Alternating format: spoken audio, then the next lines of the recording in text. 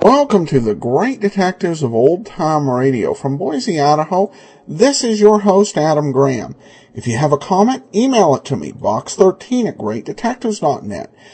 Give me a call, 208-991-4783, and become one of our friends over on Facebook, facebook.com/Radio Detectives.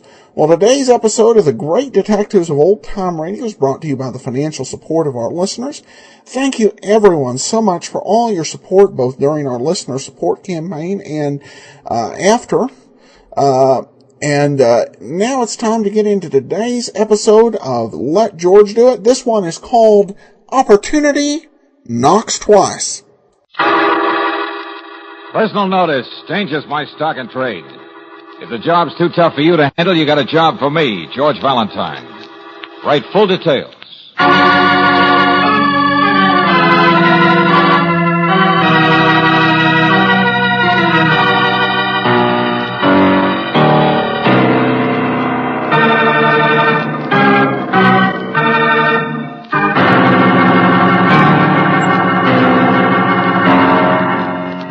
Standard Oil Company of California, on behalf of independent Chevron gas stations and standard stations throughout the West, invite you to Let George Do It.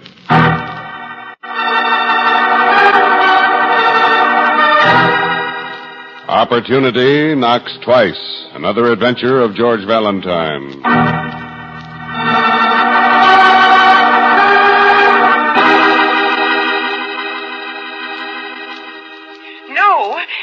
No, I want to speak to Mr. Valentine. I told you, this is Claire Brooks, his assistant. It's terribly important. I don't know what to do. If I could Hey, what's going on, Angel? Take the other phone, George. Assistant? What do you mean, his assistant? What kind of a man is Mr. Valentine? I only got his name. Hello? Oh, thank heaven. There you are. Yeah, this is Valentine, but... I got your name from his pocket, you see. It was a note. I'm sure he intended to call you. He doesn't have any other friends in town, so I didn't know who to turn to. Who are you talking about, and who is this? Miss Greta Jenkins, George. She's the housekeeper at the Abel Merton house. Oh, okay, Miss Jenkins. And, you're talking about Mr. Abel Merton? No, you don't understand. It's his nephew, young Larry. Well, what's wrong with this Larry? What happened to him? I can't do anything with him. He's sick. He went out and he drank, and he always used to drink and run about, you know. His uncle could never stop him. He's sick. Well, look, lady, have you called a doctor? No, he won't let me. Well, do it anyway. This isn't Alcoholics Anonymous. Just because he had my name in his pocket. Mr. Valentine, if I leave him alone for 1 minute, I'm afraid he'll kill himself. What? That's the trouble. I think that's what he tried to do tonight. Take his own life. So please. Tried to... Well, sure, Miss Jenkins. We'll be right out. I've got the address, George. Only, where's this uncle, Abel Merton? You'd better... Oh, no, Mr. Valentine. I'm all alone.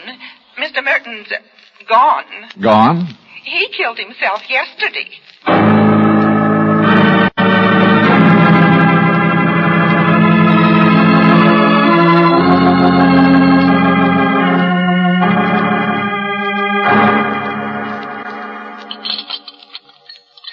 I'm all right. Leave me alone, will you? Here's another cup of coffee, George. Cut it out. You want to keep me awake for 3 years? It's better than putting yourself to sleep, Larry. I didn't try to do that. She's crazy. I am not. You kept saying you didn't care whether you lived or not. You kept saying... Turn it off, will you? Mr. Valentine, he would have killed himself just like his uncle did.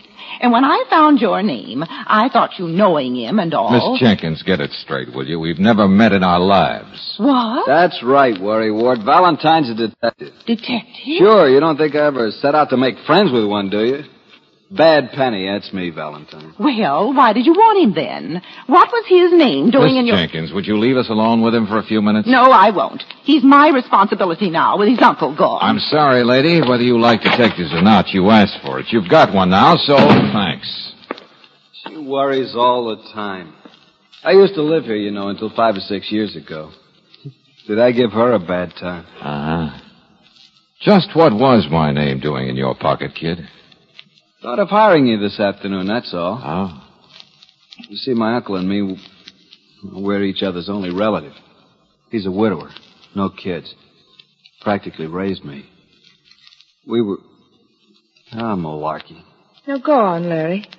That's your Uncle Abel Merton, and he committed suicide yesterday. Is that right? He was murdered. That's so? Who murdered him? Well, I did, naturally. I'm no good, you know. He booted me out of his house 5 years ago, and I've always wanted to get my hands on his money. The Merton Stiles Company's a pretty rich outfit, you know. Sure, me. Okay, you're under arrest. Happy? Mr. Valentine, I'm all mixed up, sure. I just got back to town a few days ago. I've changed a little in those 5 years I've been away. I used to make him so unhappy, but now it was going to be different. He was such a wonderful guy. Larry, did you act the way you did tonight because you couldn't face the idea that you're his only family and you made him unhappy and you might have been the cause? Oh, no, things were different, I told you. We were going to get along swell. But, why would he kill himself right then? I can't believe he did. Okay, I understand. Maybe I just wanted to wake people up. I tell you, some people in the world are so stupid that... What people?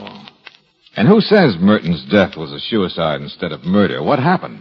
Mr. Valentine, I've never been so frustrated and mad in my life. You want to know what made me go out and drink again, call you, blow my top, and cry in my beer?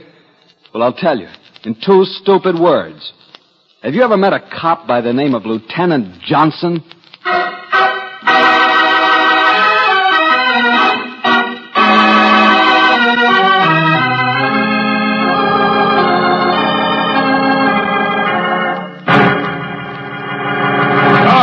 All right, sure, me, dumb old cop me.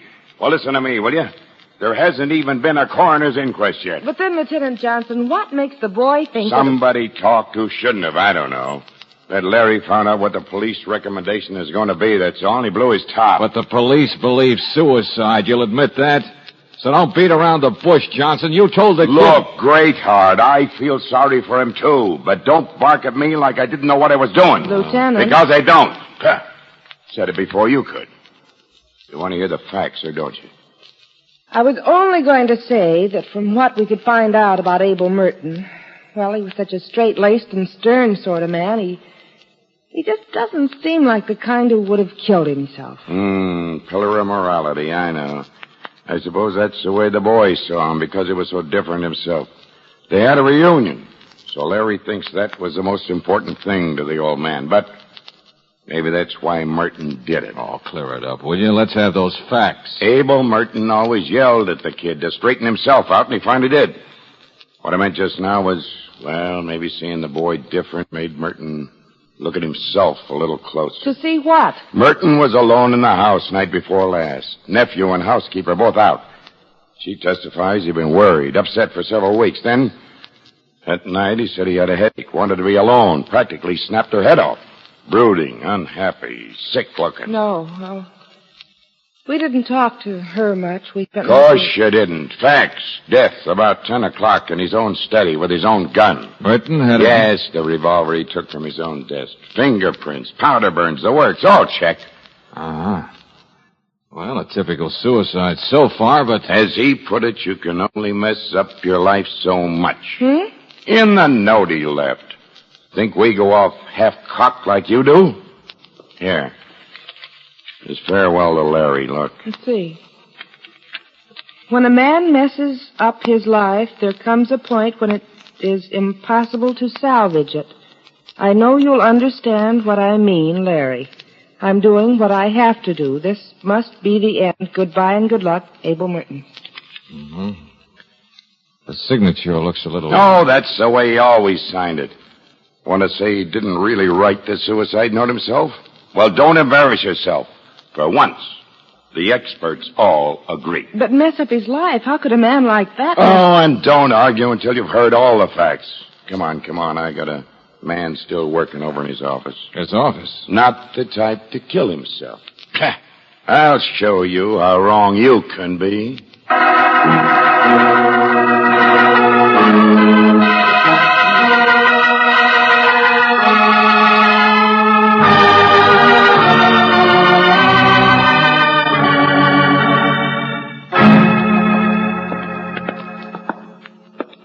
How do you do, Miss Brooks? Hello, Mr. Stiles. Stiles, huh?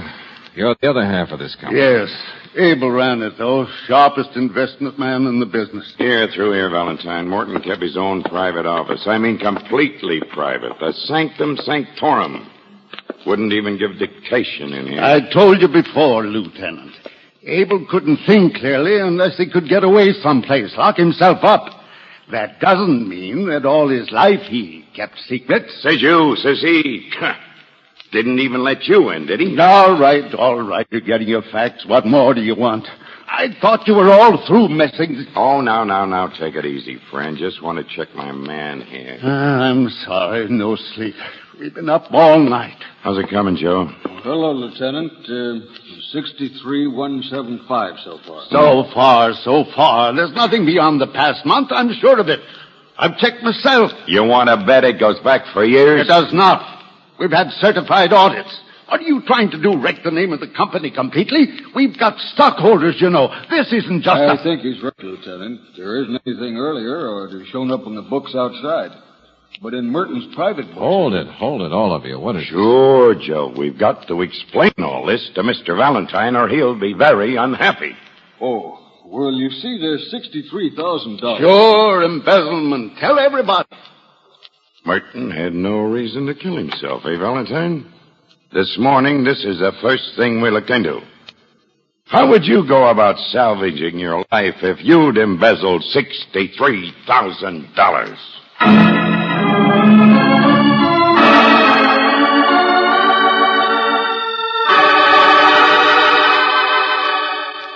Hold it, will you? I got Larry Merton on the phone. All right, Larry. Well, take it easy, will you? So maybe it doesn't make sense. I'm just telling you the facts.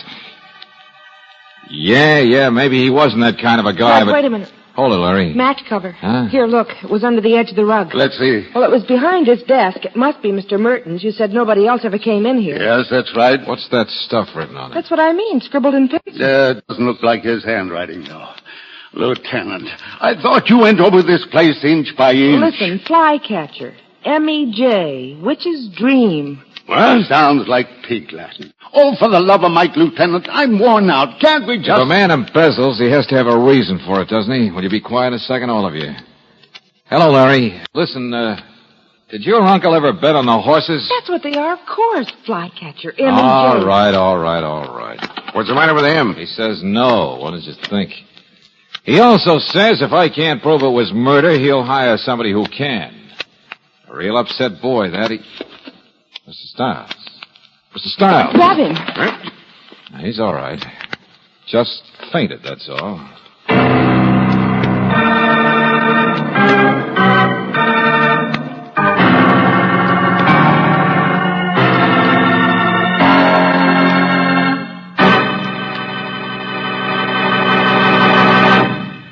We'll return to tonight's adventure of George Valentine in just a moment. Listen to the difference. Yes, now you can actually hear authentic scientific proof of the difference between new RPM motor oil and premium-type motor oils as designated by the American Petroleum Institute. Auto engines are equipped with irradiated piston rings, and during operation, minute particles of radioactive metal wear off the rings. Geiger counters are thus able to detect the amount of wear actually taking place. Listen now as the Geiger counters click off the difference. First, the low wear rate of the new RPM. Now the much faster wear rate of the conventional oil. Now new RPM again. You have just heard authentic scientific proof that new RPM motor oil cuts in half the wear rate of critical engine parts, doubles the life of the average auto engines between major overhauls due to lubrication. Proved in the laboratory and checked out in severe road service, new RPM motor oil is sold with a money-back guarantee of satisfaction. Ask for it at standard stations and independent Chevron gas stations where they say and mean, we take better care of your car.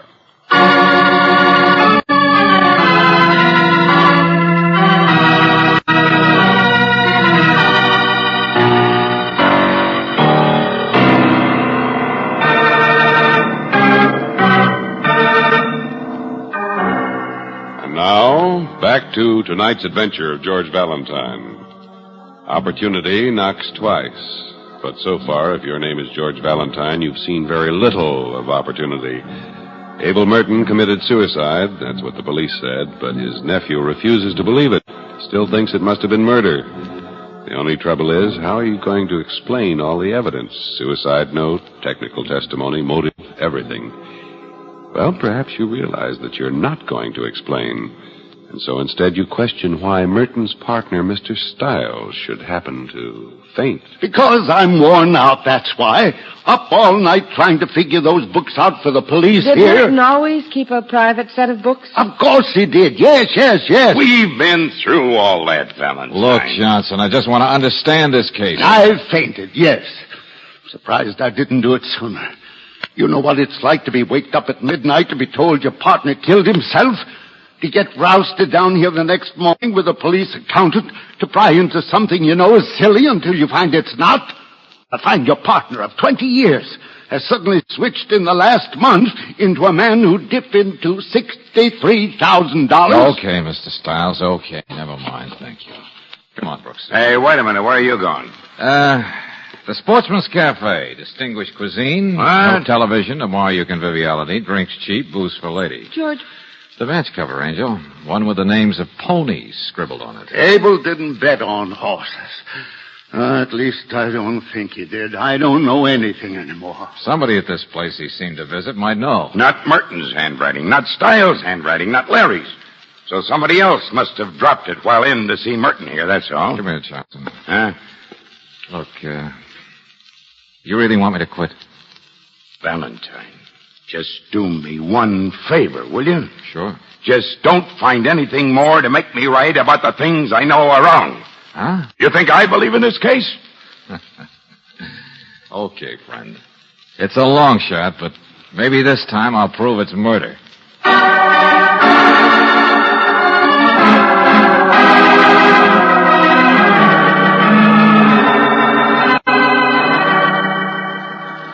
Help you? How can I help you, Mr. Valentine? By being honest, Miss Jenkins.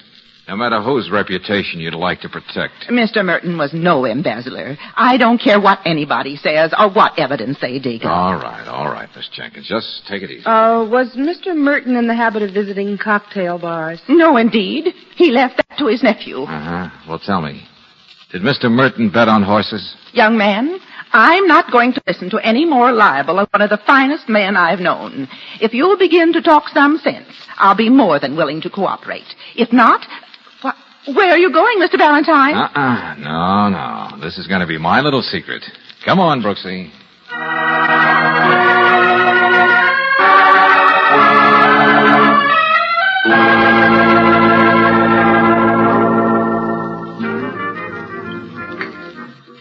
Oh, believe me, I wish I could be of more assistance, Mr. Valentine.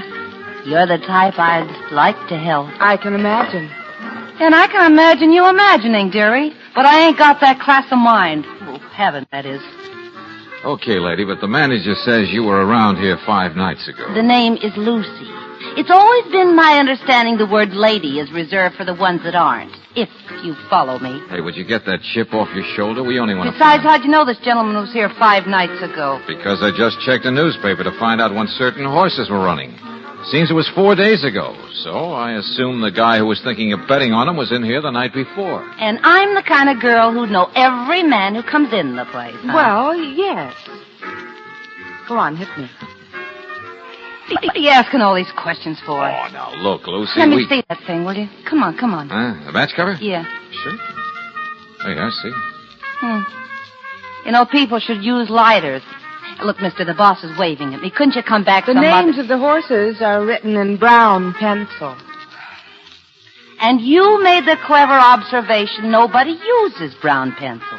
Your boss made it for us. Oh. Well, not one of them horses won.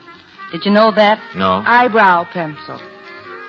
Oh, why do you beat around the bush with me? Of course I wrote it. Sure, a blonde with an eyebrow pencil. So the boss told you already. So you're real deductive. Uh-huh. You wrote this yourself. So now will you sit down and have a drink with us? Oh, look, Mr. Valentine, once in a blue lifetime, like, well, maybe every 3 or 4 days, an opportunity knocks.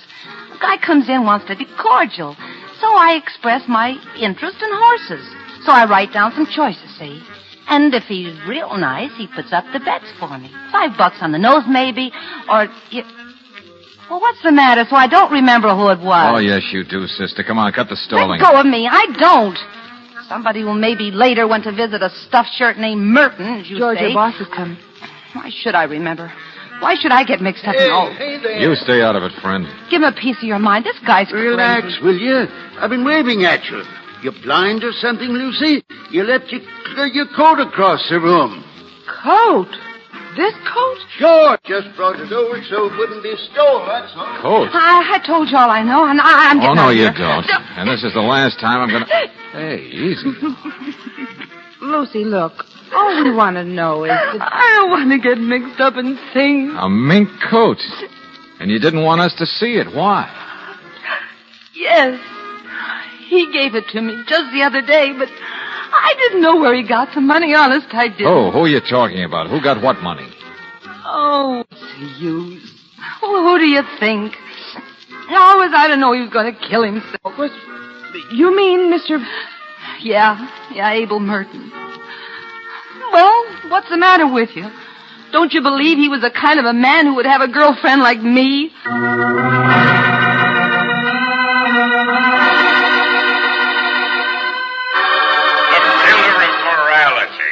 Look, Johnson, look, So will you you? try to prove the man didn't have the reason for suicide, and what do you get? More and more evidence. He embezzled. He played the horses. Now he had a date.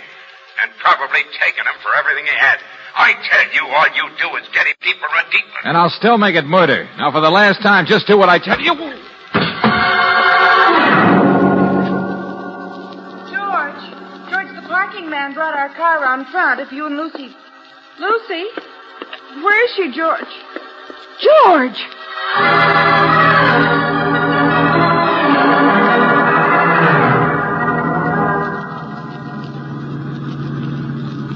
I'm all right, Proxy, all right. Oh, sure, your head is still on your shoulders.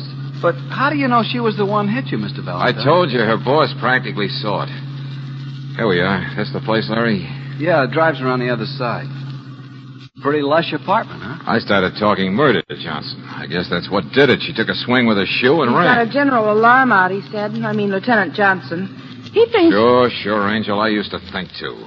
Say, look, run in and ask at the desk, will you? All right, George. Just see if Mr. Stiles left any message. Check. Right. He's not at the office. He didn't answer his phone here. He must... Step on it, will you? I don't understand why that girl, Lucy, would have told you that story of hers. I mean, almost willingly, and then suddenly she takes his shoe Look, and... kid, look. A lot of things didn't make sense.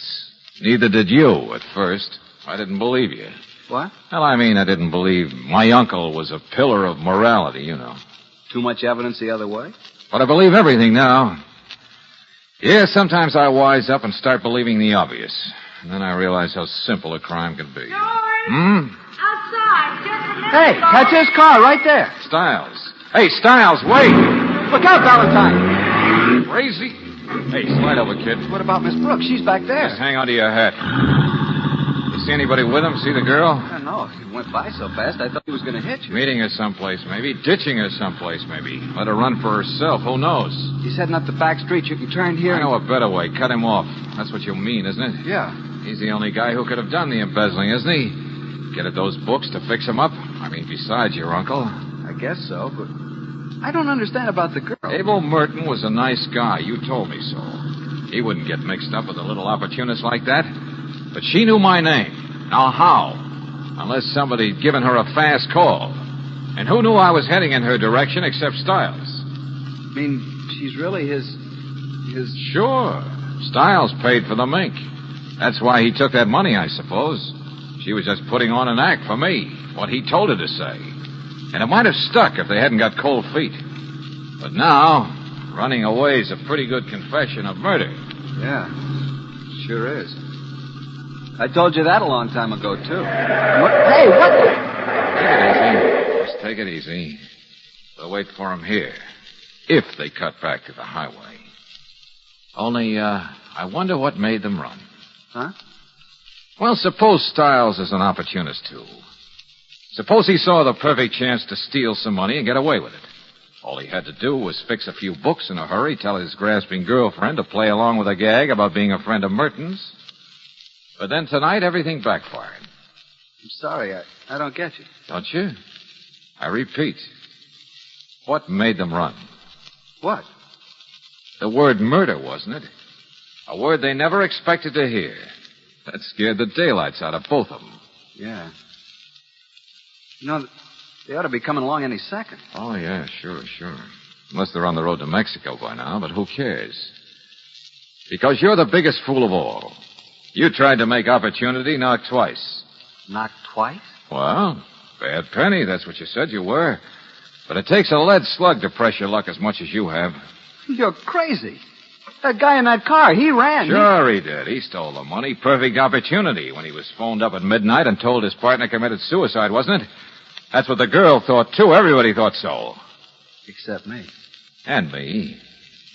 For a while, that suicide note bothered me. I didn't see how anybody could have framed that. Until I realized that nobody could have. Except you. Very smart. I hired the right man, didn't I? You want to hear the rest of my report? Suppose the sour apple nephew, that's you, came back to his uncle after 5 years. Only instead of open arms, he got the boot he deserved. From an uncle who was all upset over having to tell him to get out. So your uncle wrote you. When a man messes up his life, there comes a point when it's impossible to salvage it. I know you understand what I mean, Larry. I'm doing what I have to do. This must be the end. Goodbye. Signed, Abel Merton. Sure, very funny, isn't it? Made a perfect suicide note. So you killed him and framed the rest of his death and used the note for just that. But I guess you knew it wouldn't stick, not forever. So when Sucker Stiles capitalized on the death, you started pointing and yelling It until... would have stuck if you'd believed it. They're running, they might get away. Don't you understand yet? You were a test case. Sure, the police think Stiles and Lucy did it now. I wanted a detective near me to know what was going on. So all that's left now is to kill me. Get rid of the one guy who figured it. Yeah. Okay, do it. I will. Start the motor again. I can't. The key's bent. Give me that. Take it easy with that gun now. You can probably straighten the key in 10 or 15 Shut minutes, up. but... I'm going to kill you anyway. Okay. Only before you pull that trigger, think of the noise and look where you are. Huh? Yeah. Precinct 37, I think it says. Maybe it's 39, I'm not sure. You might ask the cop on the curb. Police station? Sure. You want to go inside? There's a lot of opportunity there for a young man.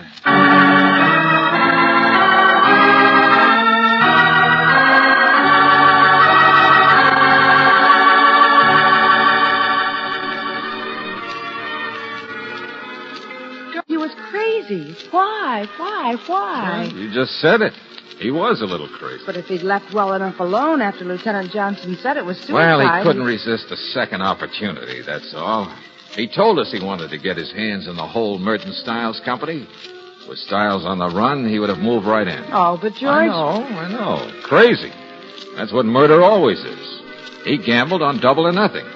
They always gamble, even though there's no chance of winning.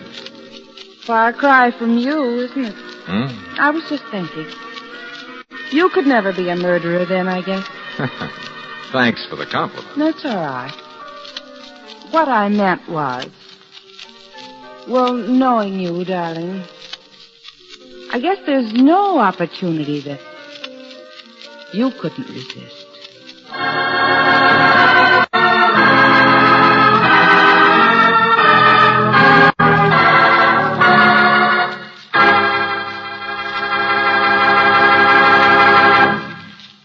Listen to the difference. In a few seconds, you'll hear Geiger counters measuring automobile engine wear. The engines are equipped with irradiated piston rings, which make it possible for the Geiger counters to detect wear as it occurs. You will hear authentic scientific proof that new RPM motor oil cuts in half the wear rate of critical engine parts, doubles the life of the average auto engine between major overhauls due to lubrication.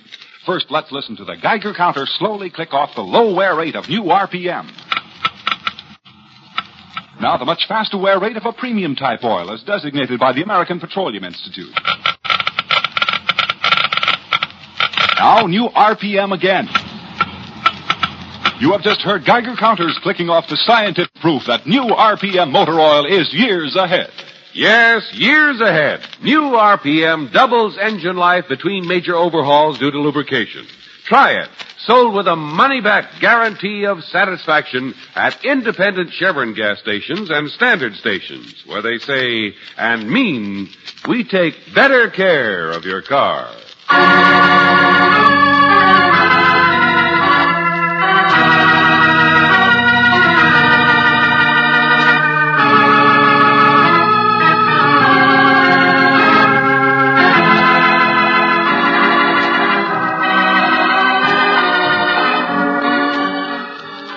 Tonight's adventure of George Valentine has been brought to you by Standard Oil Company of California on behalf of independent Chevron gas stations and standard stations throughout the West. Robert Bailey is starred as George with Virginia Gregg as Brooksy. Let George Do It is written by David Victor and Jackson Gillis and directed by Don Clark. Ken Christie is Lieutenant Johnson. Francis X. Bushman was heard as Stiles. Harry Bartell as Larry. Noreen DeMille as Greta. And Gigi Pearson as Lucy. The music is composed and presented by Eddie Dunstetter, your announcer, John Heaston. Listen again next week, same time, same station, to Let George Do It. This is the Mutual Don Lee Broadcasting System.